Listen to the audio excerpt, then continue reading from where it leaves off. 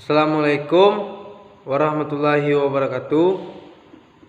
Perkenalkan, nama saya Wendy Yunika, NIM 19086273 dari Prodi Pendidikan Olahraga. Baiklah, dalam video kali ini saya akan mempresentasikan tentang pengertian seminar, tujuan seminar, fungsi seminar, ciri-ciri seminar, serta ruang lingkup seminar, dan kekurangan dan kelebihan seminar. Baiklah, saya akan menjelaskan tentang pengertian seminar. Seminar merupakan suatu pertemuan khusus yang mempunyai tata cara tersendiri yang bertujuan untuk studi secara mendalam dengan topik tertentu untuk memecahkan masalah. Dalam arti umum, seminar pada umumnya merupakan sebuah bentuk pengajaran akademis, baik di sebuah universitas maupun diberikan oleh suatu organisasi komersial atau profesional. Baiklah, saya akan masuk kepada fungsi seminar, yaitu untuk menyampaikan suatu pokok gagasan atau suatu hal baru kepada halayak dan peserta seminar. Dilakukannya seminar diharapkan peserta dapat memperoleh ilmu dan pengetahuan baru yang nantinya dapat dikembangkan lagi untuk menjelaskan atau menyelesaikan masalah. Selain itu, sebagai salah satu syarat untuk mendapatkan sertifikat dan pengakuan atau kualifikasi dalam pekerjaan. Pihak-pihak yang berperan pada seminar. Yang pertama, penyaji. Pihak pertama yang ada pada seminar adalah penyaji atau pemateri. Penyaji merupakan peserta seminar yang bertugas menyajikan materi yang akan dibahas pada sebuah seminar. Yang kedua, moderator. Selain penyaji, pihak yang harus ada pada seminar dan seminar resmi adalah moderator. Sama seperti halnya diskusi lain, moderator memiliki tugas sebagai pemimpin acara dan berhak mengendalikan setiap susunan ataupun aturan pada seminar tersebut. Yang ketiga, pembawa acara. Pembawa acara biasanya memiliki fungsi membuka seminar, mengenalkan penyaji, moderator, pembahas, dan notulen, serta menutup acara seminar. Baiklah, yang terakhir, audiens. Audiens meskipun peran yang sangat terbatas, audiens merupakan salah satu pihak yang harus ada dalam setiap acara seminar. Audiens biasanya berperan sebagai orang yang mendengar dan memberikan tanggapan berupa kritik, saran, ataupun komentar terhadap apa yang disampaikan oleh penyaji. Dalam memberikan tanggapan, audiens harus memiliki dan mengikuti peraturan dan juga panduan yang diberikan oleh moderator. Kita akan masuk kepada susunan acara pada seminar. Yang pertama, laporan dari ketua, penyaji ketua, pembahasan oleh pembicara, diskusi, adanya diskusi dan tanya jawab, penyimpulan, dan penutupan.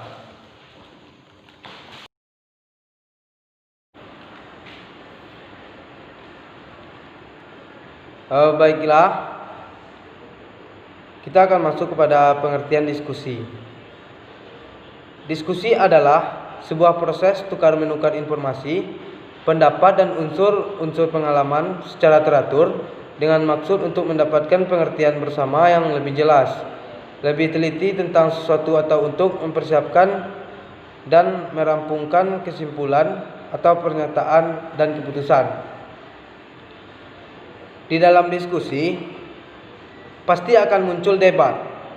Yang debat adalah suatu argumentasi atau adu paham dan kemampuan persuasi untuk memenangkan pemikiran seseorang Sekarang kita akan masuk kepada tujuan seminar. Tujuan pertama seminar adalah untuk meningkatkan kemampuan kita dalam menganalisa suatu permasalahan, untuk menambah wawasan kita tentang permasalahan atau isu ilmiah, untuk melatih kita dalam mengemukakan pendapat yang masuk akal dan sistematis. Selanjutnya, untuk meningkatkan wawasan dan membuat kita terbiasa dengan tata cara yang ada pada suatu seminar. Yang terakhir, yaitu untuk meningkatkan kemampuan kita dalam berdialog atau berkomunikasi dengan orang lain.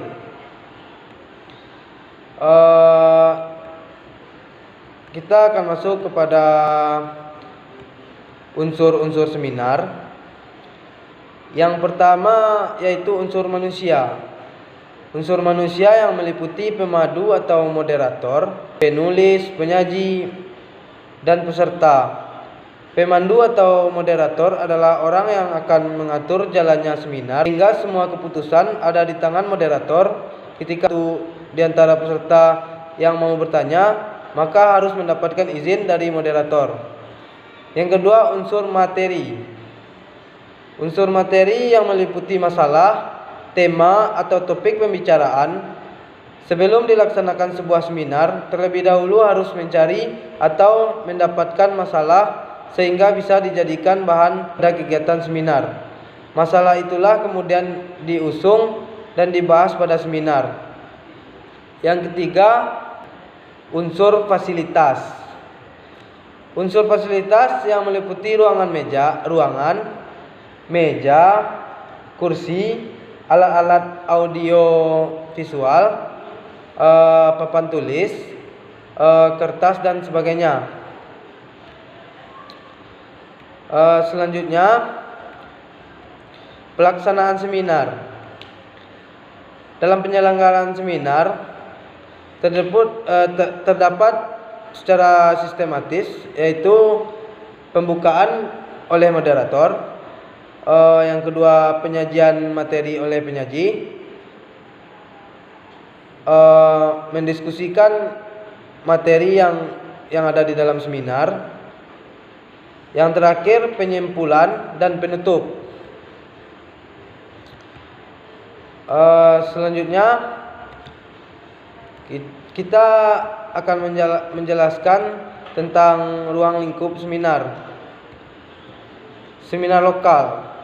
Pengertian dalam seminar lokal yaitu seminar yang dilaksanakan oleh suatu lembaga, departemen yang pesertanya berasal dari dalam lingkungan lembaga atau departemen itu sendiri, atau juga dapat mengikut sertakan peserta daerah yang masih berada di bawah atau departemen yang bersangkutan. Yang kedua, seminar nasional. Seminar nasional cakupannya lebih luas dibandingkan dengan seminar lokal. Pesertanya berasal dari berbagai tempat atau daerah. Pembicaranya juga dari kalangan tertentu yang berskala nasional, dengan materi yang tentunya lebih berbobot, dan tempat penyelenggaraannya biasanya dilakukan di hotel-hotel besar atau di tempat-tempat sidang. Yang ketiga, seminar internasional. Seminar internasional ini yang berasal dari dalam maupun dari luar negeri, membahas isu-isu yang terkait dengan masalah-masalah global dengan pembicara tokoh-tokoh penting dari dalam negeri maupun mancanegara. Selanjutnya, saya akan menjelaskan tentang manfaat seminar. Yang pertama, tempat mencari ilmu. Setelah mengikuti seminar, pengetahuan kita akan bertambah. Kita tak hanya mendapat makalah, tapi juga dari pernyataan atau tanggapan yang diberikan oleh audiens. Yang kedua, menambah teman. Seminar juga bisa menjadi ajang untuk menambah teman, karena biasanya saat seminar secara tidak langsung kita akan mengenal dan berdiskusi dengan peserta. Yang ketiga, menambah pengalaman. Dengan mengikuti seminar, kita juga akan mendapat banyak pengalaman. pengalaman berharga yang tidak kita dapatkan di dalam diskusi lokal. Seperti yang kita ketahui bersama, pengalaman adalah pengalamannya guru terbaik sebagai moderator. Yang keempat, meningkatkan kepercayaan diri, kemampuan berkomunikasi. Setiap individu akan memiliki kepercayaan diri dan kemampuan berkomunikasi yang baik. Jika kamu merasa tidak memiliki dua kemampuan tersebut, cobalah untuk mengikuti seminar, diskusikan membuatmu bingung dan peserta seminar lain yang ada di sampingmu. Kamu juga bisa bertanya secara langsung kepada pembicara. Tanpa sadar, tingkat kepercayaan diri dan kemampuan berkomunikasimu akan bertambah dengan sendirinya. Baiklah, saya akan masuk kepada ciri-ciri seminar. Ciri-ciri seminar dimulai dari makalah. Sebelum sesi diskusi dimulai, biasanya pemakalah akan menyajikan makalah terlebih dahulu atau PowerPoint, poin-poin di dalam makalah yang disalin kepada PowerPoint. Yang kedua, isi makalah harus diangkat dari isu ilmiah. Isu ilmiah merupakan bahan yang menarik untuk didiskusikan. Yang ketiga, penyangga utama mendapat prioritas untuk merespon. Yang keempat, kebanyakan seminar dilakukan dalam bentuk forum. Seminar selalu melibatkan sejumlah audiens agar ada yang memberikan respon terhadap isi makalah yang disampaikan oleh pemakalah. Inilah sebabnya semua dilaksanakan dalam bentuk forum. Yang terakhir, saya akan menjelaskan tentang kekurangan dan kelebihan seminar. Seminar memiliki beberapa kelebihan dan kekurangan, yang sebagaimana kekurangan seminar yaitu membutuhkan banyak waktu. Yang kedua, membutuhkan pimpinan yang terampil. Yang ketiga, sulit dipakai bila kelompok terlalu besar. Yang keempat, mengharuskan setiap anggota kelompok untuk mempelajari terlebih dahulu. Yang kelima, mungkin perlu dilanjutkan pada diskusi lain karena banyak waktu yang dibutuhkan. Kita akan masuk kepada kelebihan seminar. Yang sebagaimana kelebihan seminar, pertama, membangkitkan pemikiran logis. Yang kedua, mendorong analisis penyeluruh. Prosedurnya dapat ditetapkan untuk berbagai jenis problema. Yang keempat, membangkitkan tingkat konsentrasi yang tinggi diri peserta. Yang terakhir, meningkatkan keterampilan dalam mengenal problema atau masalah. Baiklah,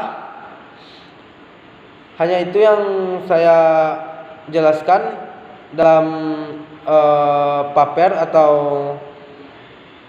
sejenis makalah. Hanya itu yang bisa saya sampaikan. Kalau ada kata-kata saya yang salah, saya mohon maaf. Saya akhiri. Assalamualaikum warahmatullahi wabarakatuh.